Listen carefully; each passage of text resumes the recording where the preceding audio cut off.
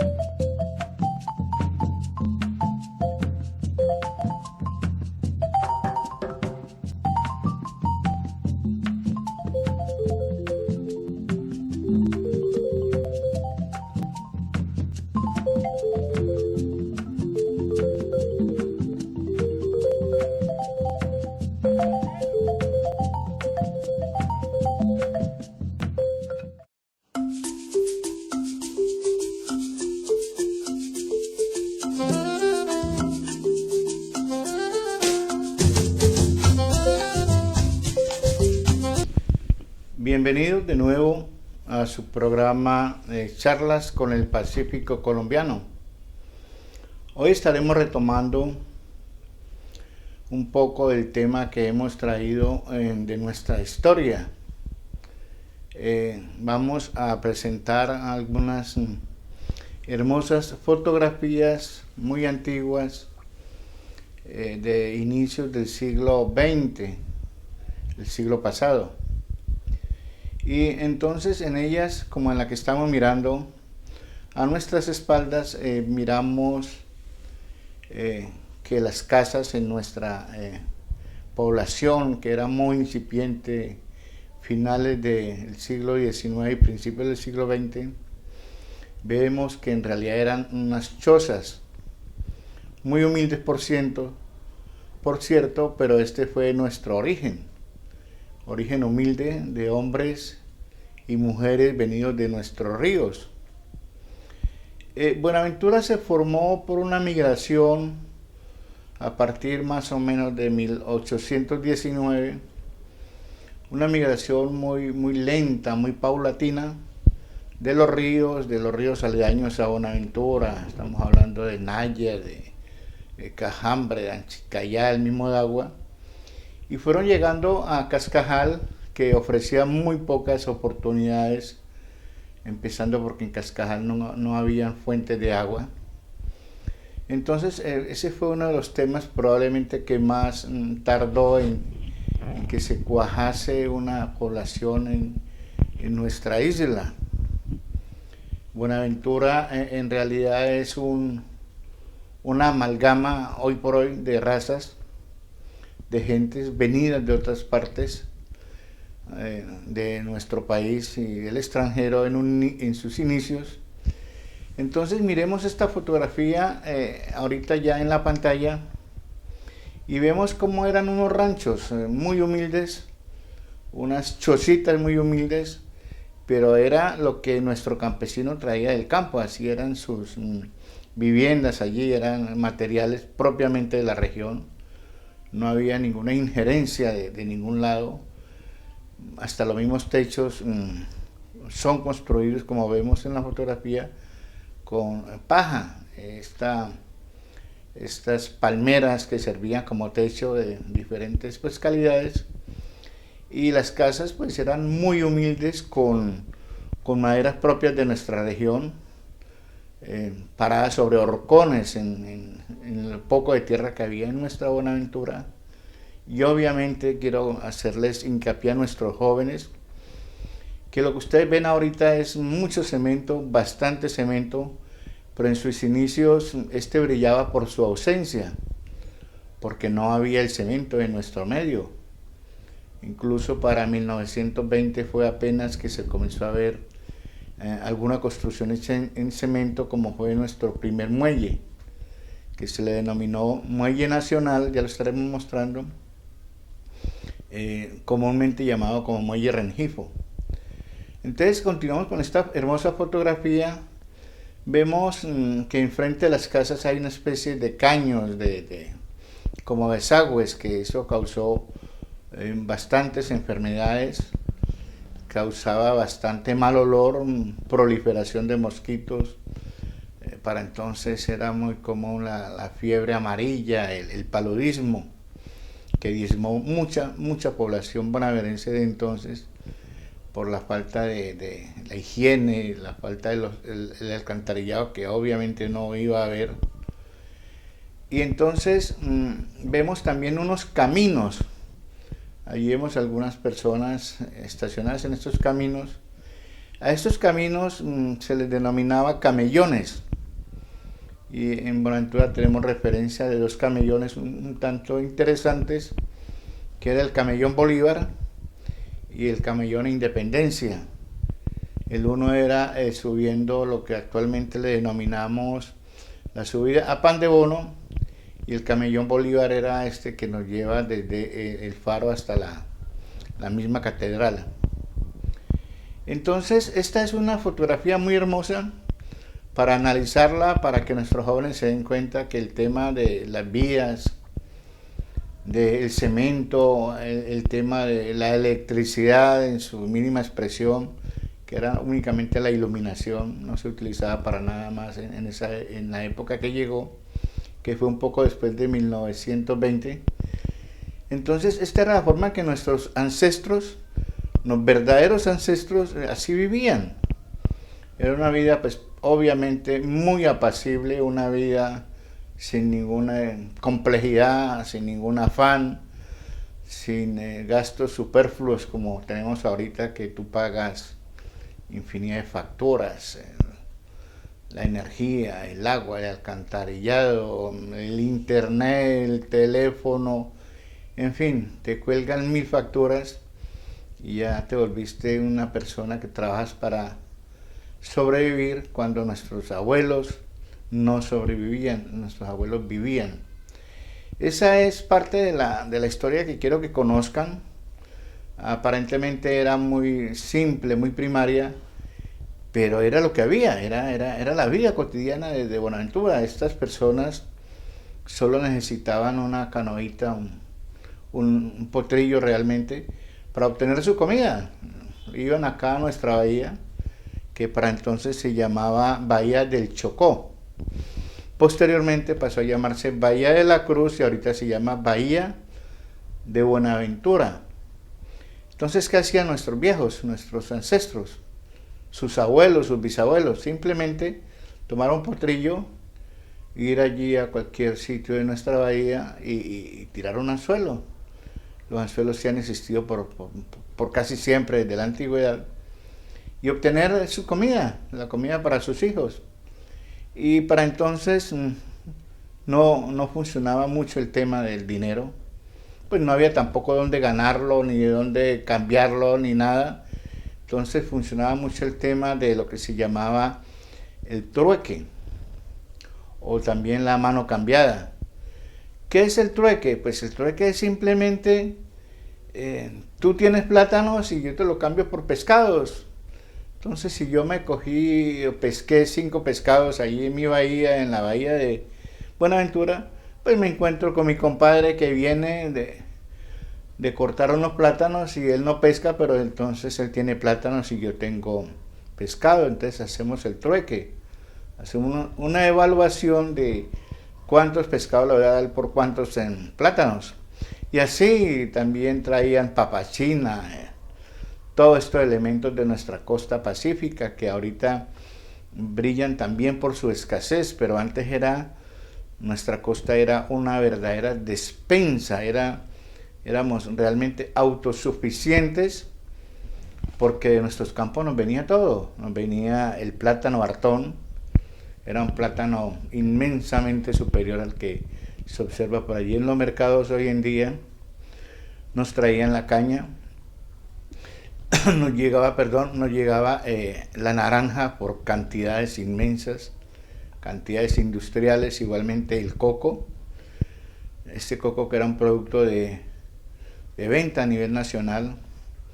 Nos llegaba la chaupiza, que era una especie de un bocadillo exquisito que se preparaba en nuestra costa, el caimito, en fin, nos llegaba cantidad de productos que ahorita desafortunadamente nuestras juventudes no conocen. Habrá quienes no conocen por lo menos un caimito.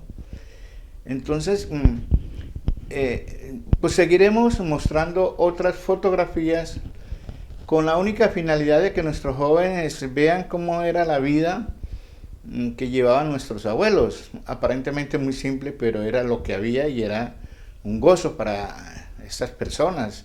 Venían de los ríos donde nunca hubo un carro, donde nunca vieron tecnología. Además que a inicios del siglo XX la tecnología en el mundo también era muy incipiente. Ahora vamos a mirar esta fotografía bastante diciente de nuestra ciudad, nuestro Buenaventura. Cuando Buenaventura era una ciudad cosmopolita. ¿Qué es una ciudad cosmopolita? Es una ciudad donde convergen muchas nacionalidades, donde convergen muchas gentes que hablan diferentes idiomas, donde la moda mundial se aparece primero que en otras partes por obvias razones de ese conglomerado de personas de diferentes partes del mundo, cada quien trayendo su cultura, trayendo sus tradiciones, su comida, su misma lengua. Entonces eso hacía de Buenaventura una ciudad cosmopolita por excelencia. Les quiero contar que nuestra ciudad en un momento dado contó con 17 consulados. Teníamos así a vuelo de pájaro consulado de Bolivia, el consulado de Panamá, consulado de Estados Unidos, el de España, el de Venezuela, Costa Rica, en fin, teníamos infinidad de consulados. Y lo que hacían esos consulados en una población como Buenaventura, que aunque era pequeña, era un crisol de razas, de extranjeros, y lo que hacían era agilizar la documentación de las importaciones, las exportaciones, de las personas en tránsito, porque les quiero comentar que para inicios del siglo XX, por allá por los años 30 y 40 y 50, nuestra ciudad era muy visitada por turistas. Hubo una oleada inmensa de turismo en estas naves extranjeras que eran mixtas, eran naves a vapor, pero eran mixtas porque cargaban tanto mercancías de exportación e importación y también cargaban pasajeros. Entonces, Buenaventura fue un centro turístico por excelencia. Y había ya unos barcos propiamente turísticos que eran de una línea italiana. Les estamos mostrando en esta oportunidad el barco denominado Verdi, pero también estaba el Michelangelo y también estaba muchos barcos de esta línea. Y los primeros, los predecesores de esta línea italiana, o al mismo tiempo funcionaba una línea de barcos que se les llamaba Santa. Estos barcos, el Santa Isabel por lo menos, el Santa Bárbara, eran barcos de línea, cargueros, pero en su gran mayoría también cargaban pasajeros.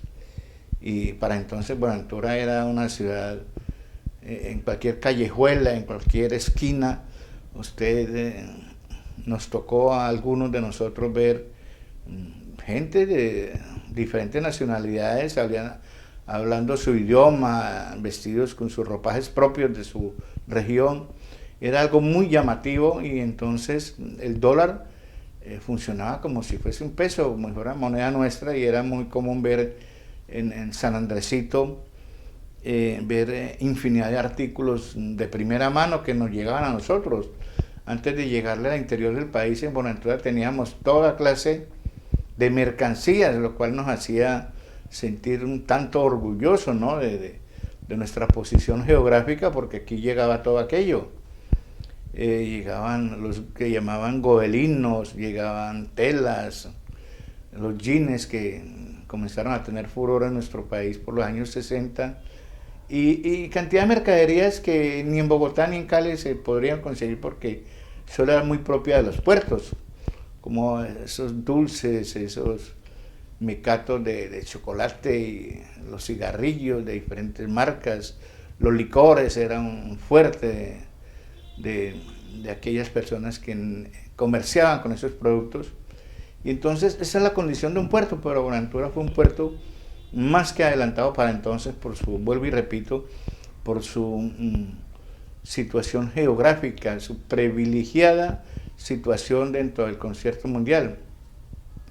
Entonces, algo quería significarle a ustedes que eso lo perdimos desafortunadamente, el ser una ciudad cosmopolita, porque en cualquier esquina, en cualquier mezanín de cualquier edificación, uno veía marquesinas, letreros, suntuosos letreros de almacenes, de negocios, donde alumbraban como en los mejores años de los Estados Unidos, en la época del Gatsby, del Foxtrot, de inicios del rock and roll, que eran estas marquesinas iluminadas con el neón.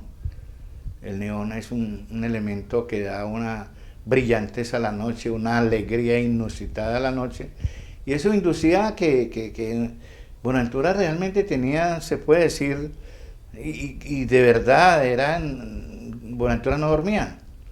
Buenaventura, la fiesta empezaba después de que comenzaban a declinar el sol y ya se prendían las luminarias, yo le llamo las candilejas, que atraían a los embarcados, atraían a los extranjeros, nos atraían a todos a salir a disfrutar de las noches bonaerenses con una seguridad que era propia de la ciudad, cosa con la cual desafortunadamente no contamos. Obviamente eran otros tiempos, pero sí Buenaventura tenía otro bullir, otra semblanza, otro carácter de ciudad cosmopolita. Seguiremos tratando estos temas muy llamativos de nuestra ciudad, ya idos, ya tiempos que obviamente no van a regresar por el cambio constante del progreso, de la tecnología, pero sí son cosas que se nos quedaron y queríamos compartirlo con ustedes. A unos para recordarles esa bella época y a los jóvenes para irles contando más o menos de qué se trataba todo esto. Bueno, estimados televidentes, ya en otra oportunidad estaremos con otros temas muy interesantes de nuestra ciudad.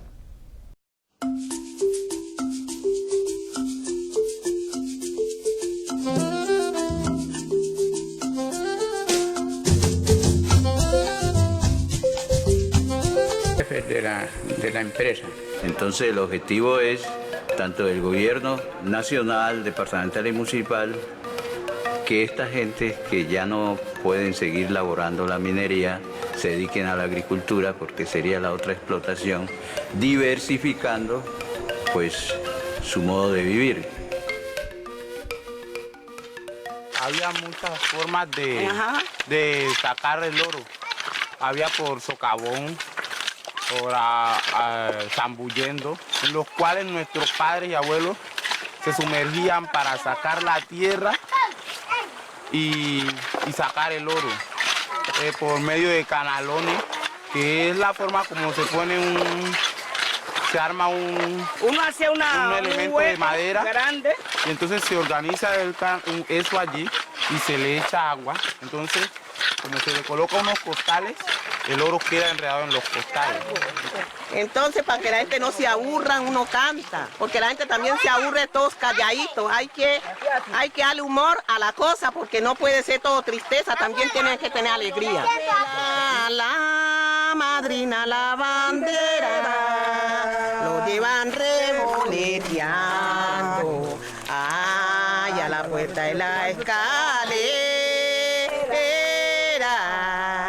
Ay, eso que me pasa a mí, ay, eso le pasa a cualquiera, a mí sola no me pasa, ay, lo pasan por primavera. Así empezaron nuestros abuelos y nosotros cogimos de allí, aprendimos a vuestros abuelos, pero eso ya se está acabando, porque la gente ya entró al siglo XX y ya no quiere eso. Y a mí sola no me pasa, y el padrino cogió la vela, ay, la madrina, la bandera. Los alabados son para los viejos, los gualí son para los niños. Eso, el canto que se dice canto grande. Un canto grande es un alabado, no se le puede cantar a un niño porque es un pecado. Decían, pues, no se y esto también es cultura que la estamos dejando morir. Por eso nosotros se murió mi compadre y vamos a cantarle toda la noche aquí, vamos a cantarle a mi compadre toda la noche porque él era compañero y todos éramos que lo conocíamos aquí.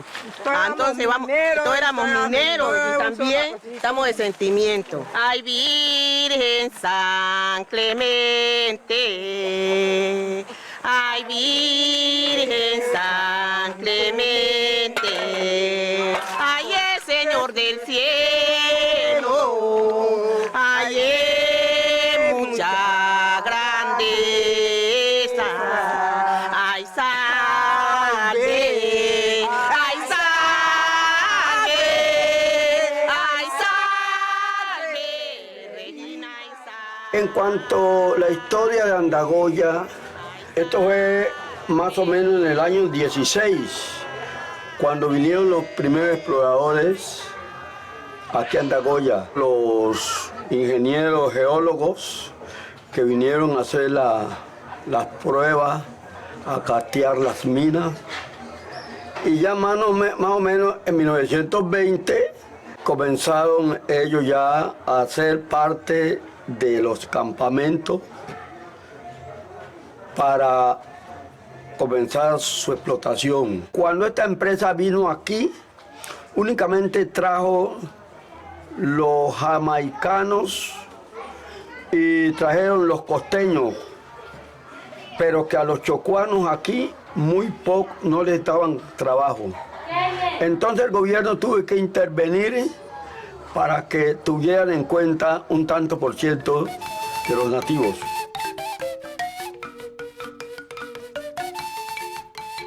Todo el personal nativo de aquí era de la agricultura y la minería rudimentaria. En 1973 ya la empresa, por no reconocer ninguna prestaciones, las exigencias que le hacían los nativos y el personal que ya se habían capacitado intelectualmente para defender los intereses regionales, y resolvieron irse, se fueron.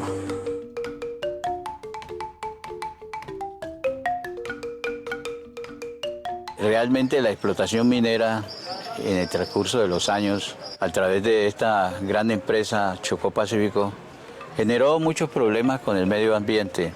Esa explotación erosionó las orillas de los ríos, donde estaban grandes cultivos de frutales, donde había una reserva agrícola enorme, y todo eso se lo llevó el río porque utilizaban el mercurio o azogue, como le llaman, y este mineral, por decirlo así, erosiona los terrenos para que ellos pudieran trabajar mejor.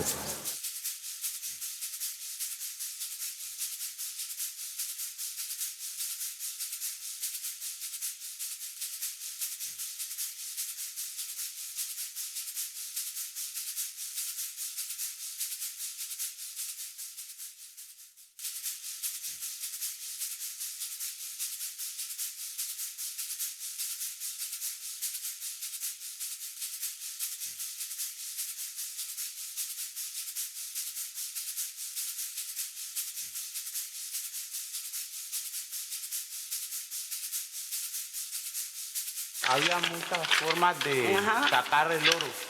Había por socavón, por zambullendo. Entonces, para que la gente no se aburra, uno canta. La madrina, la bandera, lo llevan revoleteando. Ay, a la puerta de la escalera. En cuanto a la historia de Andagoya, esto fue más o menos en el año 16, cuando vinieron los primeros exploradores, y ya más o menos en 1920 comenzaron ellos ya a ser parte de los campamentos. Realmente la explotación minera en el transcurso de los años, a través de esta gran empresa Chocó Pacífico, generó muchos problemas con el medio ambiente. Esa explotación erosionó las orillas de los ríos. Hay muchos que me desprecian por tener negro el color. Hay muchos que me desprecian por tener negro el color. No sabiendo que en la cosa blancos y negros lo mismo son. Cuando de esa mina salgo y encuentro a mi negra triste y mis negritos con hambre, porque esto pregunto yo. La rutina es venir a trabajar a buscar el grano para el sustento. Después de eso uno saca el polvito, los granitos y lo va y lo limpia bien y lo va y lo cambia. Eso se pone al fogón, se sopla bien sopladito y ahora sí se va y se cambia ante los que compran el oro. Y de ahí se compra la comida del sustento. Ese es todos los días que hacen el grano para comer. Y tengo que salir a cambiar el orito para poderles dar de comer. Aquí vamos a cambiar el oro allá al otro lado de la señora Dina. Trabajar en la mina trae muchos problemas porque viene que el otro se acaba mucho. La mina acaba mucho el cuerpo porque es una cosa que todo el día para usted doblado. Mucho derrumbo, la gente pasa mucha hambre, muchas necesidades. Entonces, pero el pobre se tiene que ir para la mina porque ¿de dónde saca? Si hoy no saca el grano, dice mañana Dios me da y el otro se va, a ver si Dios le da. En Chocó Pacífico se vivió una discriminación racial. Donde estaba el blanco no podía estar el negro. Y ellos le construían a los negros prácticamente las mismas cosas que ellos tenían como para que ellos, los negros, nos acercaran donde ellos. Pero ellos sí podían estar donde estaban los negros. Los gringos le hablaban a los afro únicamente a la hora del trabajo.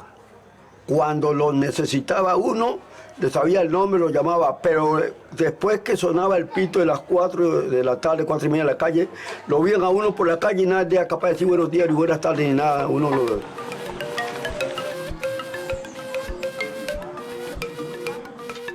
El hospital, a pesar de que existía la segregación racial, la atención era igual. La atención era igual y el hospital estaba dotado de todos eran especialistas. Tanto que mucha gente de otros departamentos venían aquí a recibir su atención médica porque todos eran médicos supremamente preparados para tal.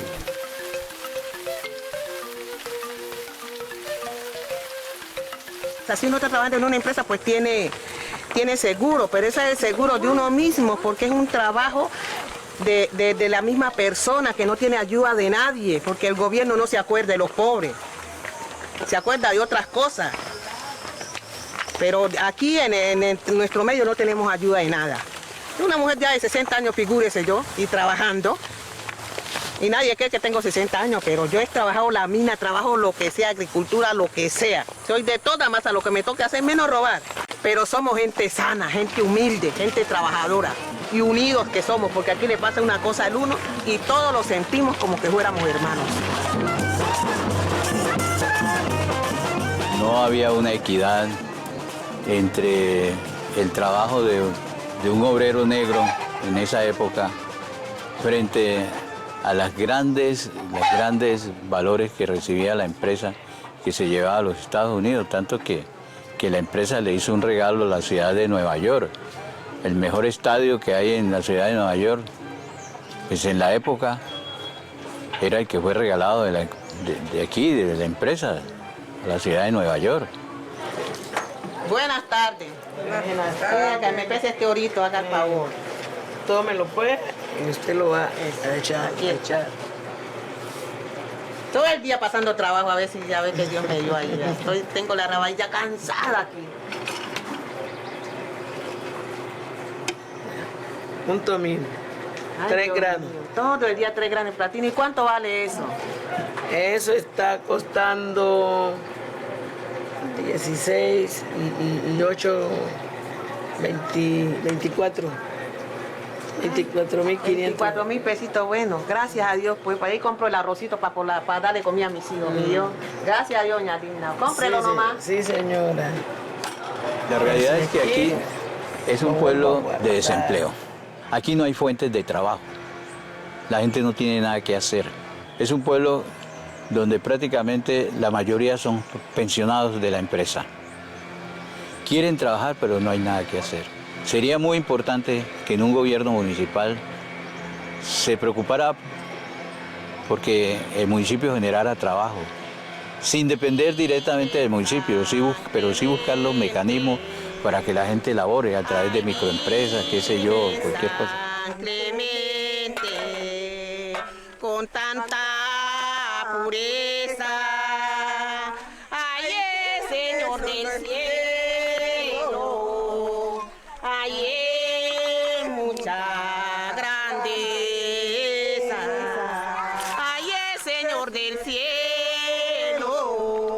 ay, mucha grandeza, ay, salve, ay, salve, ay, salve, Regina, ay, salve, ay, salve, ay, salve, ay, salve, Regina, ay, salve, ay, Cristo está enclavado, ay, Cristo está enclavado en la cruz pesada, ay, salve, Regina, ay, salve.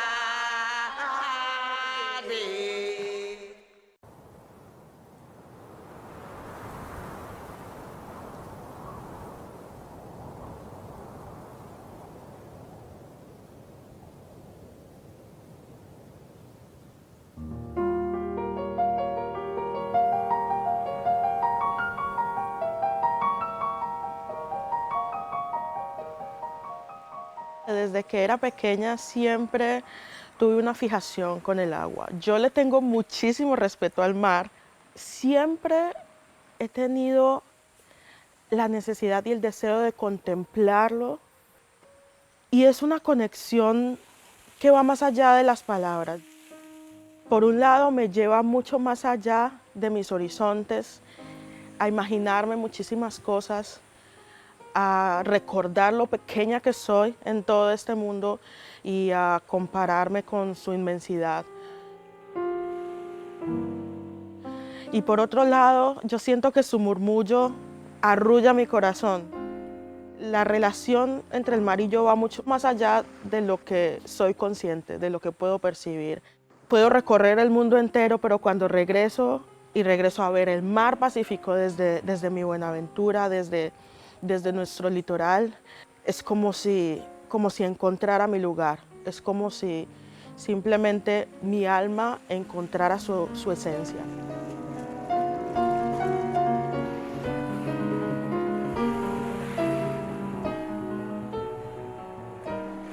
Es una experiencia increíble cada vez que puedo regresar. Los aromas, los colores, los sonidos, la gente, el cariño y calor de la gente. Es un lugar donde la mayor riqueza es ser lo que eres y dejar fluir tu esencia. Es un lugar donde tú vas a encontrar música en cada esquina, en la risa de la gente. Siento agradecimiento profundo por la particularidad de mi historia y del entorno que me ha rodeado, donde crecí, donde viví, donde me comencé a formar, el entorno que me vio partir con el corazón lleno de sueños. La música y el canto han venido a mi vida a rescatarme de muchos momentos muy difíciles en los que las palabras humanas, las palabras convencionales no hubieran podido ayudarme a abrir mi corazón y a expresar tantas cosas que tenía guardadas y que necesitaban salir.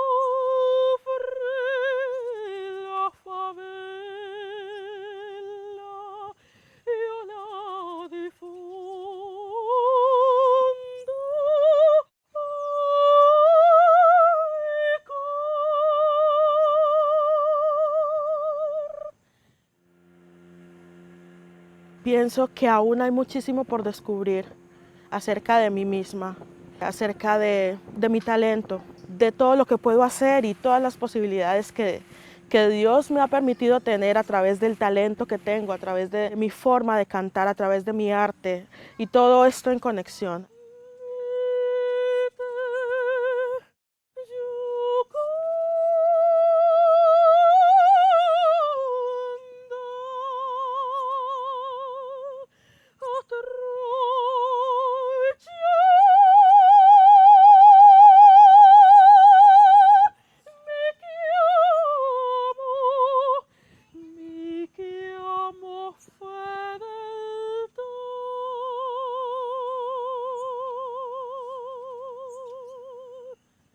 Muchas veces nos acostumbramos a que el entorno en el que crecemos, en el que nos desarrollamos, nos diga qué clase de vida debemos llevar, o nos diga qué tan lejos podemos llegar, o nos diga de qué somos capaces. Los sueños son material supremamente importante, son combustible supremamente importante para construir la vida, para construir un camino. Muchas veces es importante tener ese pequeño nivel de aventurero, de echarse al agua para poder agarrar aquello que parecía tan imposible quizá.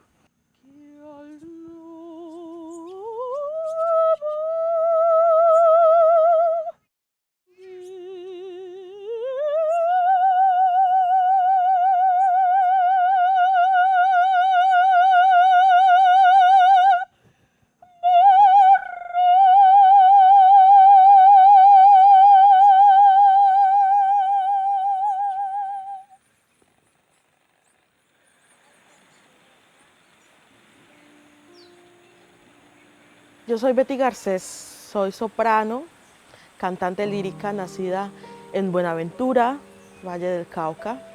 Soy una mujer afrocolombiana, muy orgullosa de mis raíces y muy feliz de poder representar a Colombia alrededor del mundo.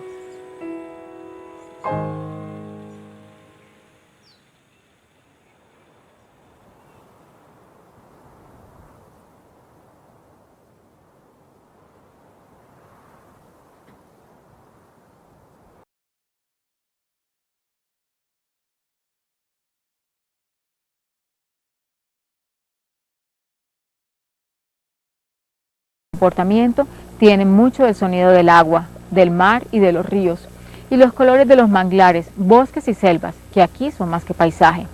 Veamos en primer lugar cómo en este inmenso territorio la música refleja las características del medio natural, y este le insufla vida a la música.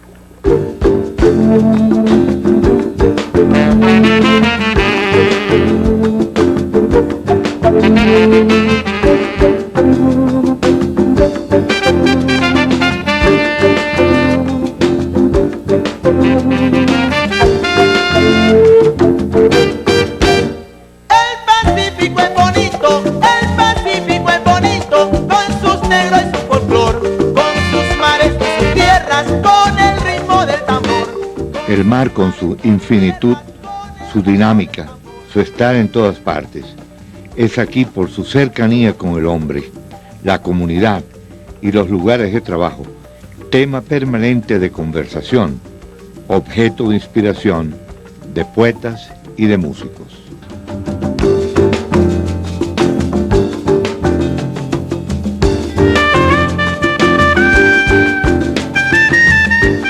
Aquí el mar no es un mar de tarjeta postal, ni de afiche turístico. Es un ser vivo metido en la cotidianidad de la gente, causante y responsable de sus alegrías y tristezas, cómplice de su quehacer y de su ocio. Hagan silencio, señores, y todos pongan cuidado, que aquí he venido a buscar los pasos que me han faltado. Y es que aquí se vive y se muere frente al mar, junto al mar, en el mar. Con ansia y tristeza vengo,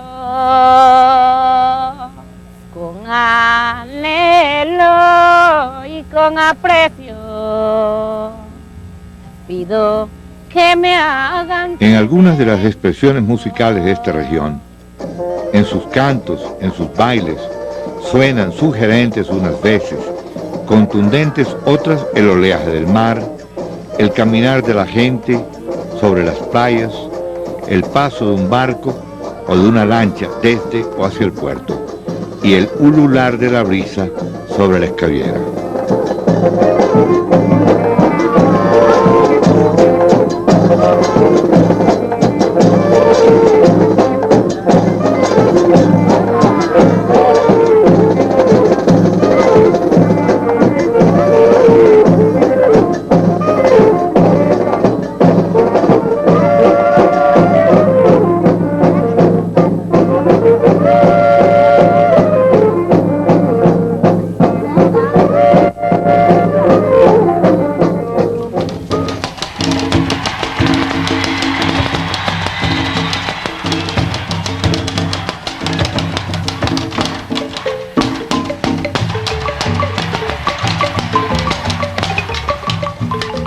¿Y qué decir del efecto que sobre esta música ejercen estos bosques y montañas, que se extienden costa adentro, y los ríos que corren presurosos o lentos hasta encontrar el mar?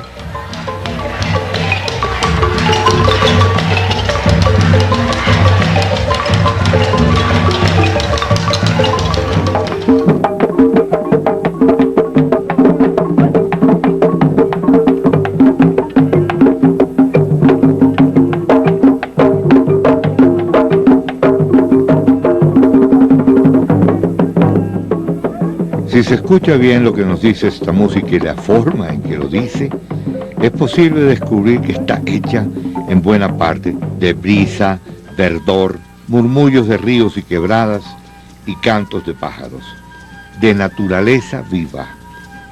Aquí la música no es cosa de simple partitura, un producto matemático, pieza de naturaleza muerta para consumo masivo, sino la voz del agua y del bosque.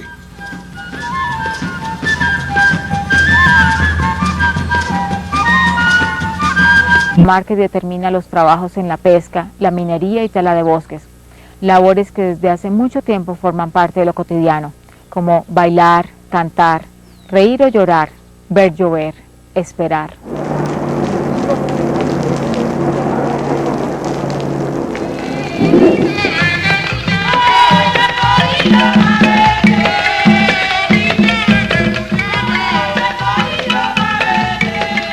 Mirándolos, observándolos en su deambular de aquí para allá, o matando el tiempo, casi imposible captar y comprender que en los trabajos en los que se ocupan está la esencia de la música, que algunos de ellos tocan y muchos cantan y bailan, gozan y aman.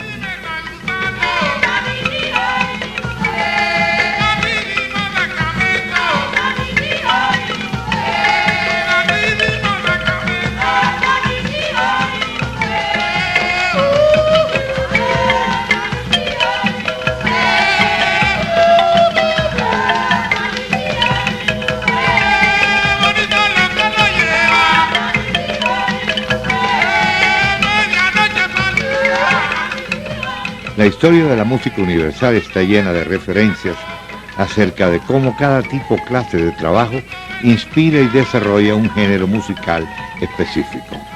Aquí en el Chocó, de etnia africana, la pesca, igual en el mar que en los ríos, ha desarrollado un sentido del ritmo dominante y predominante en la música instrumental, el canto y el baile de esta región. Es el ritmo del remar, del bogar, del lanzar y recoger chinchorros y atarrayas, calcular la velocidad de los peces y de navegar con los tiempos del sol y de la luna.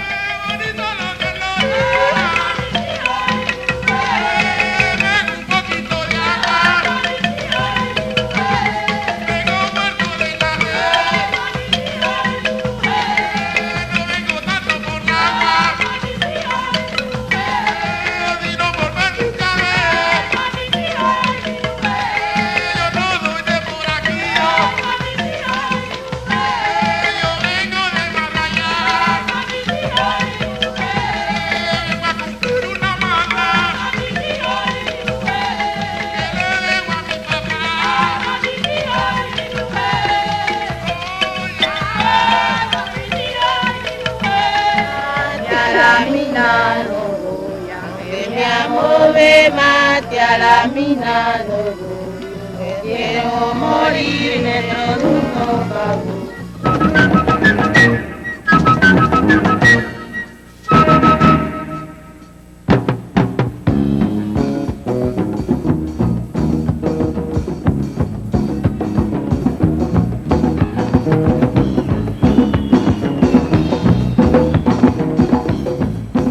Igualmente esta clase de labores de minería artesanal, que aquí se practica tan urgida de paciencia y perseverancia, tan sometida a las leyes del azar, pero sobre todo tan marcada por la expoliación y la injusticia, no podía y no puede menos que haber puesto su impronta, no solo en la forma explícita de las canciones de minas y socavones, sino en casi toda la música de la región.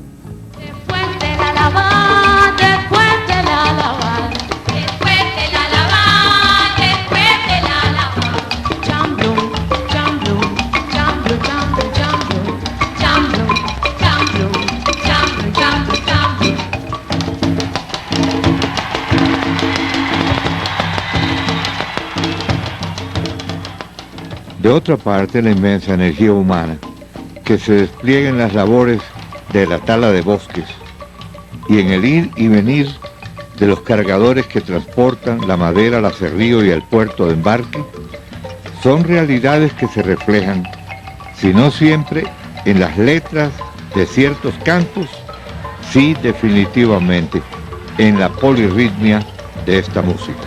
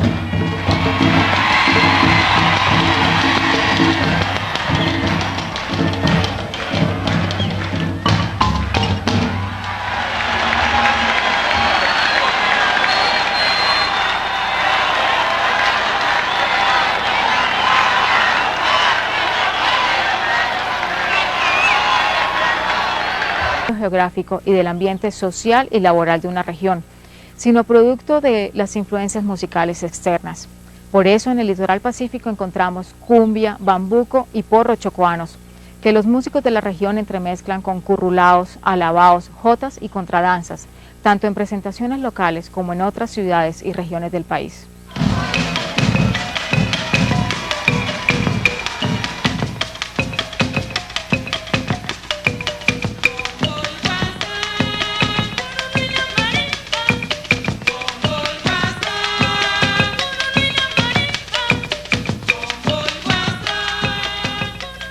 El currulao es, sin la menor duda, la música más representativa de esta región. Surgió en época de la esclavitud, en medio del trabajo y de la actividad cotidiana, escondidas del amo. Ahora es más que un baile y que una tonada. Es expresión del vigor y sentido de libertad de estas comunidades. Es, en esencia, representación de las costumbres sonoras de los negros que poblaron el valle del Patía y después se extendieron por las riberas de los ríos y la costa, nutriéndose de otras músicas, adoptando otros instrumentos europeos, algunos de ellos, para complementar el trabajo de marimbas, tambores, guasás y cununos, y adoptando dioses ajenos en sincretismo con las teogonías africanas.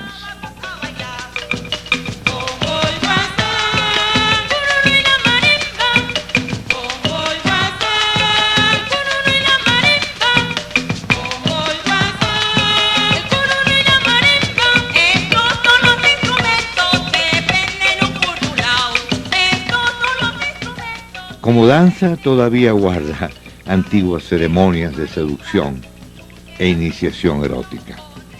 Es expresión de plenitud rítmica, de emociones corporales magnéticas, danza propiciatoria, a pesar de ciertas tendencias disque modernizantes.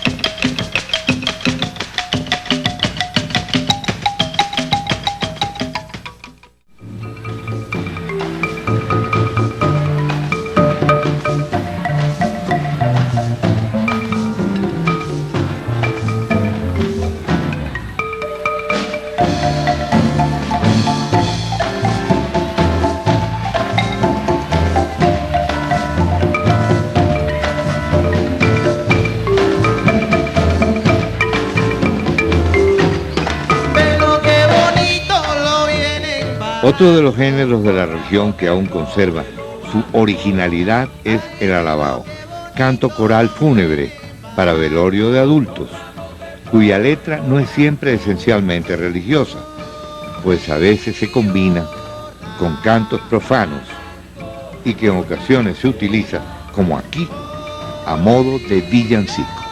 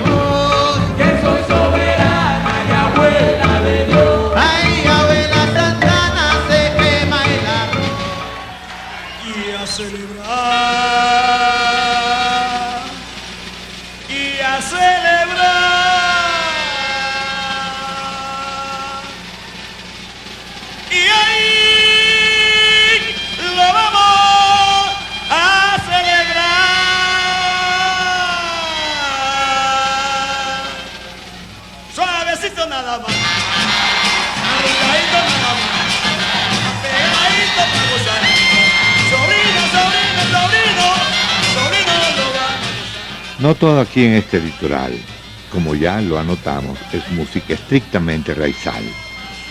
Esta cumbia del atrato es ritmo del Caribe, adaptado por los chocuanos con sus propias características musicales.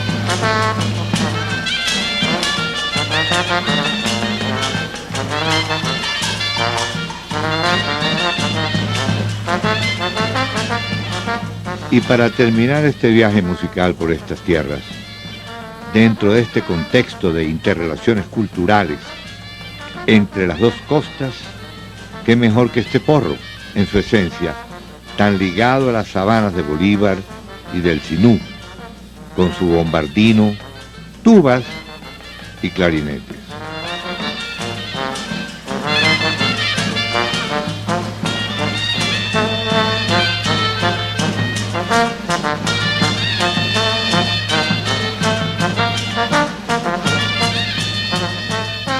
Nada de todo esto es extraño. Los pueblos en todas partes inventan la música que necesitan para satisfacer sus necesidades estéticas y éticas. Y para ello apelan a los sonidos de su realidad circundante y toman de sus vecinos cercanos y lejanos lo que les hace falta.